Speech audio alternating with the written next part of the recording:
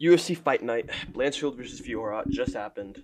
So I'm going to be going through the entire card from start to finish and just, giving my thoughts on each fight. I'm starting off with Logren versus Pacheco. I got it wrong. You know, a little bit salty about that. But then again, Logren did look great. He was sharp. He looked fast. I He looked like he was reacting weird to some of Pacheco's shot, but at the end of the day, it kind of was a dogfight.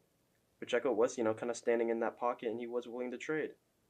Although in the third, Pacheco did something happened to his leg, so he couldn't really, move or throw right. Which I don't. If that happened, I don't think he would have won, but I think he would have landed more than 88 significant strikes, and he probably would have stood in the pocket more. But Logren looked sharp. He was doing good timing. An overhand on the jab rocked Pacheco at one point. You know, the uppercuts, the straights were looking nice. His head movement was looking good. Uh, Takedowns were really good. He's big, strong. He can control really well. He he looked like a different man from the fight against Lopolis, and I can't be mad. It was a great fight. He did incredibly well. Next up, Petrosky versus Malkoun. The only way I can say this is hip KO. Petrosky shot in for a takedown in the second. Oh, well, let's go through the first. The first, Malkoun kind of like wobbled him with a jab. This displays Petrosky's sus chin. He wobbled him with a jab, but then Petrosky at one point almost dropped Malkoun with a big, big strike. I don't know what it was, but like Malkoun was like stumbling back. Petrosky got a good takedown in, was doing good, scrambling for the position, but Malkoun did a good job getting up. In the second, he shoots for another takedown, and in what can only be described as he hits his temple on Malkoun's hip bone, and he KOs himself because he lets go of the leg and he stumbles back. He doesn't have his balance. And then Malkoun just kicks him in the body while he's down and then just finishes him. What the fuck? I picked Malkoun, but, it was not what I thought. But it is what it is. Turkalj versus Alsan. Dog fight. Absolute dog fight. Alsan needs to, learn to pace himself a little bit more. And he needs to, maybe tighten up the hooks a little bit. Maybe throw more straight shots down the pipe. In fact, that straight shot is what KO'd Turkalj. So now Alsan can lay claim to KOing every opponent he's faced. He got his one win back. Turkalj, 0-4 in the UFC. He's probably getting cut. Alsan heavy hands, dog. Doesn't go down. They were throwing. I had Alsan winning every round, not by a lot, but I didn't have him winning every round, but I had Turkalj the first, but I gave Alsan the second because he landed more and he wobbled Turkalj a couple times, and then he finished him off in the third with just a straight right. A little bit of an early stoppage, but then again he landed back on his butt with his hands behind him. So I think another shot would have really been bad for it. But yeah, great win from Alsan. I want to see more of him. Fun fighter. Dennis Bazooka versus Connor Matthews. Kind of went, I got this one right too. Bazooka was doing good. Good career bounce back. Piecing him up, chopping at the legs, going at the body. Matthews shot in for a takedown, I think at the first or the second, got him down, but then Bazooka was good to getting back up. He trains with Frivola, Sterling, fucking Marab. I don't know why I forgot his name. He trains with guys like that, so I'm not surprised he was able to get back up. And, he was just piecing him up. And then in the third, a left hook KO is what did it. So, good shit from Bazooka. Herbert Burns is soy. Julio Arce, yeah, he missed weight, but who cares? Herbert Burns is soy. How the fuck did Herbert Burns beat Nate Landwehr? That's just shocking to me. He beat Nate the Train Landwehr. Fucking Christ, dude. Look at that. Nate Landwher is one of his victories. And then he got KO'd back to back to back. So, I don't know what kind of power he had, but if he should have displayed it against Bill Algeo, because it's clear from later on in this night, Bill Algeo has a bit of a suspect chin. But yeah, great win from Julio Arce, knocked him out. Showed just better striking. Herbert Burns just has no cardio, so I don't know why Gilbert Burns was backing him like he was going to win. Herbert Burns is done. He's done. Luque Dyna's Verna Jandiroba is fucking boring. It's just not fun. That's like the only way I can put it. It just like wasn't fun. Why did I watch this? I hate Verna Jandiroba. Nate the Train. Nate the Train versus Jamal Emmers.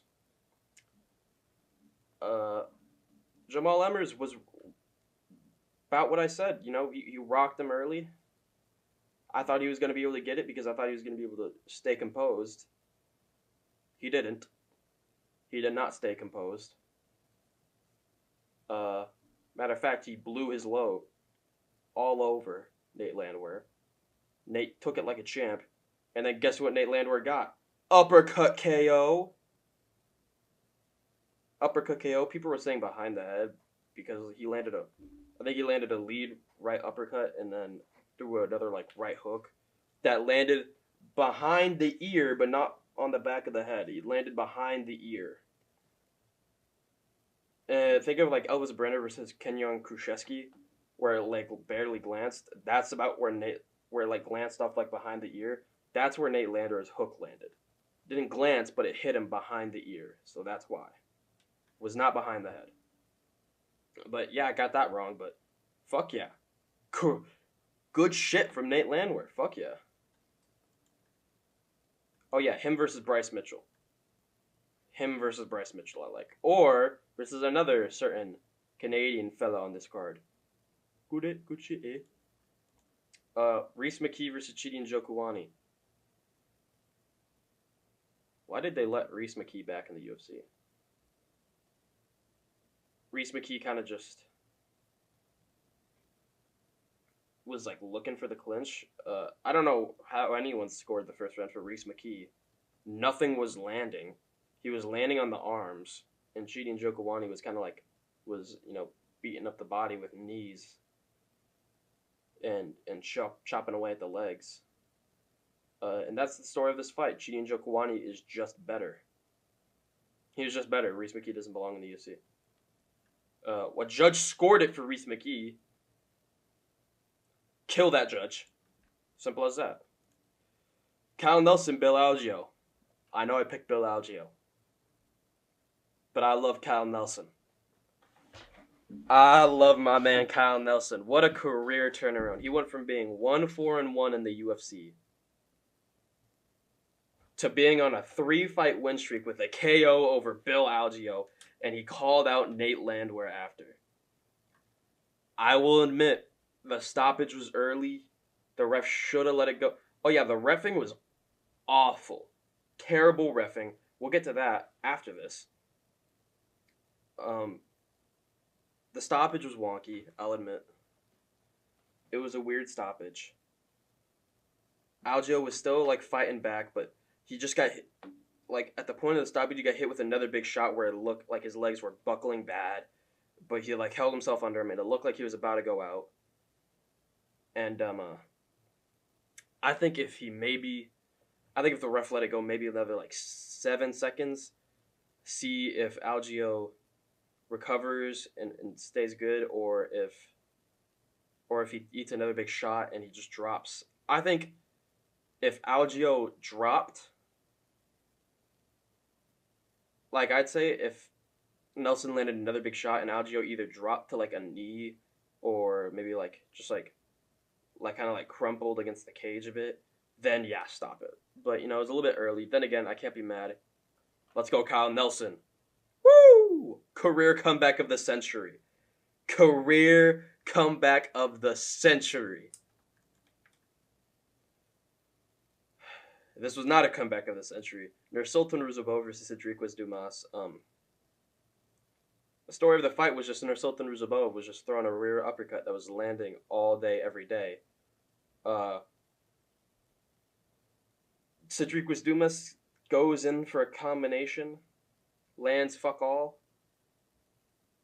gets an eye poke. He gets eye poked. Cedric Dumas turns and looks away. Very clear, the ref is just, oh. Oh. Oh. And then ruziboev goes in for the kill. Swings a big left that misses. Backs him up against the cage. Throws a big uppercut. Drops Dumas. Breaks Dumas' nose. And then just finishes him with elbows. I thought ruziboev was going to beat his fucking shit in anyways. He was landing that uppercut all day, every day. I think it was going to do that eventually. But the ref had to stop that. And they looked back. They showed the replay. Clearly eye poked him. You know what they said? Yeah, but he got arrested like 17 times. We're just going to keep the win for ruziboev. Okay. This next one you can't excuse. It doesn't matter if you're a fan of Chris Weidman or not. You cannot excuse this. Okay? Chris Weidman was looking so good in this fight. He was looking so good in this fight. He was throwing he was able to get Bruno Silva down. He stunk up the first round, but I don't even care because I was like, I picked Bruno Silva, but man, I wanted Chris Weidman to win. He kind of stunk it up the first round. I was like, oh, okay, keep doing that. Round one, Weidman. The second round, he made it a scrap. He was throwing. He had this like Muhammad Ali rope-a-dope moment. All right, then at the very end, he had this moment where Silva was just grimacing, like showing his mouthpiece at Silva, just eating the shots that he was throwing, and then like hugged him, and then the third round came. Weidman poked Silva in the eye, very clearly. He very clearly did this. Threw a left hook that people say bounced off the shoulder. It hit Silva. But like the knuckle was like rubbing Bruno Silva's head. Like it like barely scraped him. But Silva got eye poked, double eye poked in both eyes. Dropped to the floor. I don't think he should have dropped to the floor. In agony because of the eye poke. And then Weidman finished him. And then Bruno Silva is like in fucking tears, crying because he got double eye poked. Very clear eye pokes. He very clearly got eye poked.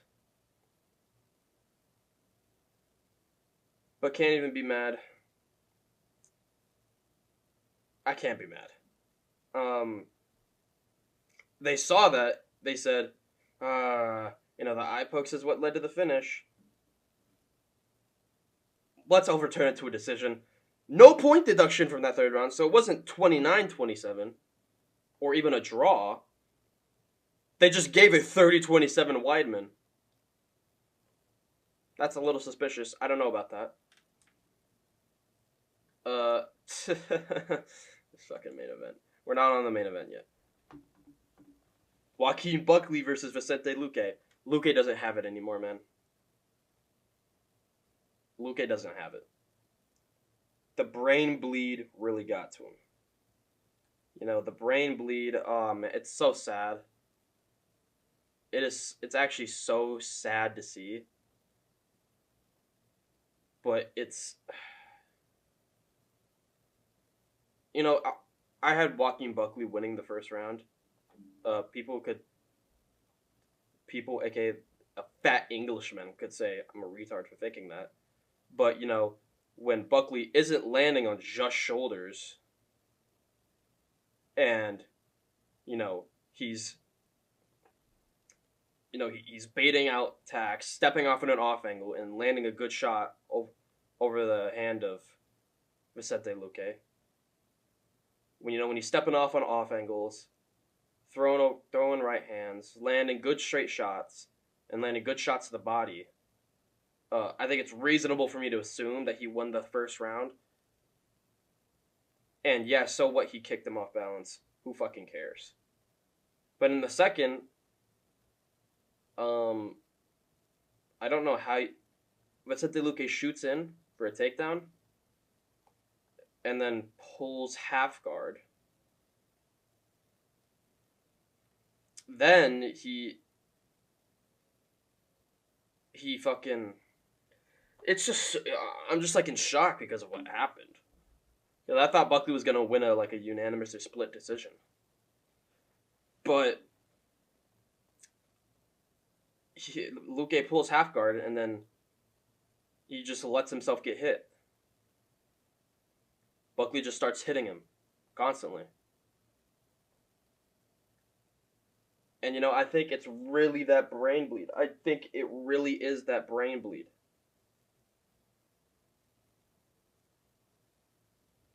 Like, you just can't look past it, dude. Like, the brain bleed, I just don't think he has it in him anymore. I don't think he has it in him. You can see this right up here. I'm looking at that too. Luque just doesn't have it. I think it's always going to be in the back of his mind. He's doing... Oh, yeah. See, there's the Weidman Eyepoke. See, very clearly Eyepoke. Wait, and he does it again! Double Eyepoke. See, look. Barely taps him in the head. But... Yeah, I'm sorry, I'm getting off track. Yeah, Luque doesn't have it. The brain bleed has got to him. He needs to retire. It's sad because he's a fun fighter. He was a really fucking fun fighter. I liked him. Good for Buckley. People are really saying he isn't that good. I thought he was pretty good. I thought he was pretty decent. Big athletic dude. I think he's good with I think he's worked more on his angles and his footwork, and his head movement was on point too, and I thought he was doing good with that. So yeah, Luque kind of did just quit though. I think he was so worried about it. He was just like, I think after that first round, and after he shot in that takedown, he was just like, yeah, I'm retiring, and he just kind of sat back in half guard. Then again, still great win for Buckley. Fiorot versus Blanchfield. I'm going to keep this short and simple. Aaron Blanchfield is too short, small, and weak. Fiorot is big, lean, and strong. And it's just the story of the fight. Blanchfield is smaller, weaker, and worse of a striker. Fiorot is bigger, stronger, better striker. Got the only takedown of the fight. And just kind of pieced her up. Blanchfield kept walking into a chef look hook every time. And both of these guys, Alexa Grasso would beat the fuck out of them. Alexa Grasso is going to knock out Fiorot. Let's be clear about that. And that's the story of the fight. And all in all, good card, I thought. 1, 2, 3, 4, 5, 6, 7, 8 knockouts. Would have been 9 if Weidman didn't be a little fucking cheat. But Logren called out Raul Rosas Jr. I want to mention that. He called out Raul Rosas Jr. So that'd be a good fight to make for that. Nelson called out Landwher. That'd be a good fight. Yeah. Buckley said, "Nah, he lost. Kevin Holland lost the MVP. Can't look at that. Can't look back at that anymore. Got to look forward." So, yeah. All in all, great fight night. I liked it. Fun. Lot of controversy. Get rid of that little Oompa Loompa ref. He looks like a strongman Oompa Loompa. Get rid of him. But a good fight. Women's MMA is always going to be just not as good. But hey, Alexa Grasso, Zhang Weili, Valentina Shevchenko, they're all going to be fun to watch, so I don't care as long as I see them. But that's about it. Great fight night card. Yeah, it was fun. See ya.